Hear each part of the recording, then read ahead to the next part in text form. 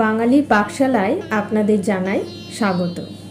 আজকে ভারতের ঐতিহ্যবাহী বিখ্যাত একটি মিষ্টান্ন আমি আপনাদের করে দেখাবো। ভারতের প্রথম 50টি প্রসিদ্ধ মিষ্টির মধ্যে 14তম স্থানে রয়েছে এই মিষ্টিটি। এই মিষ্টিটি তৈরি করেন শেফ মাদাপ্পা। 1935 সালে তিনি এই মিষ্টিটি প্রথম তৈরি করেন। শুন, মিষ্টি তৈরির পদ্ধতিতে চলে যাই।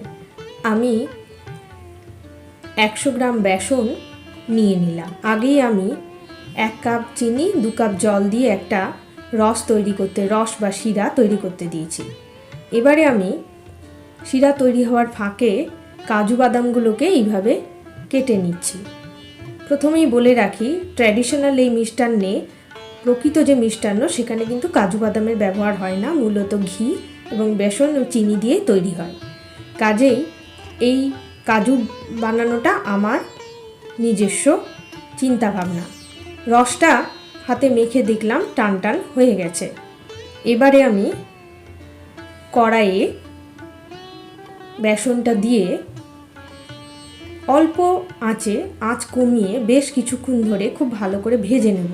বেসনের রং কিন্তু পরিবর্তন হয়ে গেছে। হালকা গরম হতেই এবারে আমি কাজু বাদামের কুচিগুলো মিশিয়ে দিলাম। এরপরে আরও কিছুক্ষণ আমি এইভাবে নেড়ে নেব। বেশ ঝরঝরে ভাজা হয়ে গেছে। বেসনটা আগেই চেলে রেখেছিলাম, কিন্তু কড়াইয়ে দেওয়ার পরে সামান্য একটু গোটা গোটা রয়ে গেছে।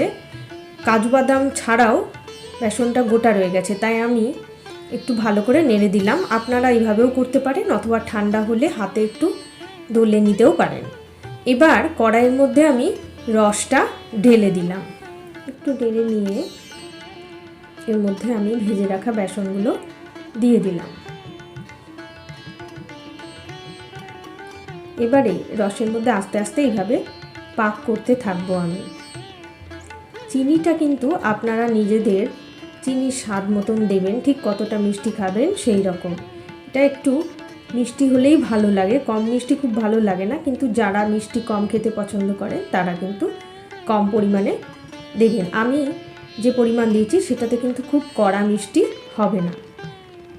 ঘন হয়ে গেছে। এবার আমি এর মধ্যে একটু করে ঘি ঢালতে থাকবো এবং ক্রমশ নাড়তে থাকবো। প্রথমে আমি 2 চামচ ঘি দিয়ে দিলাম।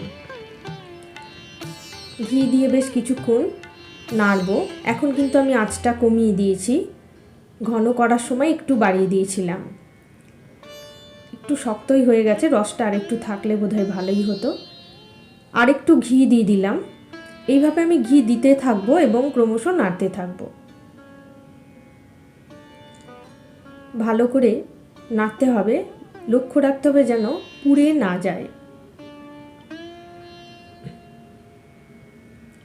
এবারে এলাচের গুঁড়ো এর সঙ্গে মিশিয়ে দিলাম। এই 6-7টা এলাচ নিয়ে আমি গুঁড়ো করে নিয়েছিলাম, সেটা মিশিয়ে দিলাম। এলাচের গুঁড়োটা লাস্টে দিলাম কারণ বেশ গন্ধটা ভালো থাকবে। এবারে একটা প্লেটের মধ্যে আমি ঘি ভালো করে মাখিয়ে নেব। এর উপরে আমি পাকটা, বেসনের যে পাক, বেসন আর শিরা দিয়ে যে পাক তৈরি করেছি সেটা আমি নিয়ে নিলাম। এবারে হাত দিয়ে চেপে চেপে আমি ছড়িয়ে দেব। একটা নির্দিষ্ট শেপ করব। ধারগুলো খুব ভালো করে প্রথমে হাত দিয়ে সেট করে নিতে হবে, পরে উপর থেকে খুন্তি দিয়ে চেপে এইভাবে ধারগুলো মসৃণ করে নিতে হবে।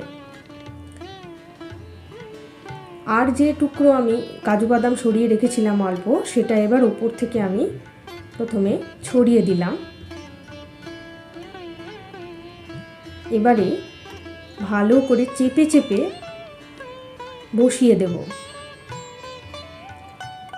মূল রেসিপিতে কিন্তু কাজু বাদাম নেই, যেটা ঐতিহ্যবাহী রেসিপি তাতে কাজু বাদাম নেই। এটাকে আমি এখন গোল রেখেছি, কিন্তু পরে বরফি আকারে কেটে নেব। তৈরি হয়ে গেল মায়েশ্বর পাক। কেমন লাগলো আজকের রেসিপি লিখে জানান আমাকে। ভালো থাকবেন সকলে। আজ তবে আসি।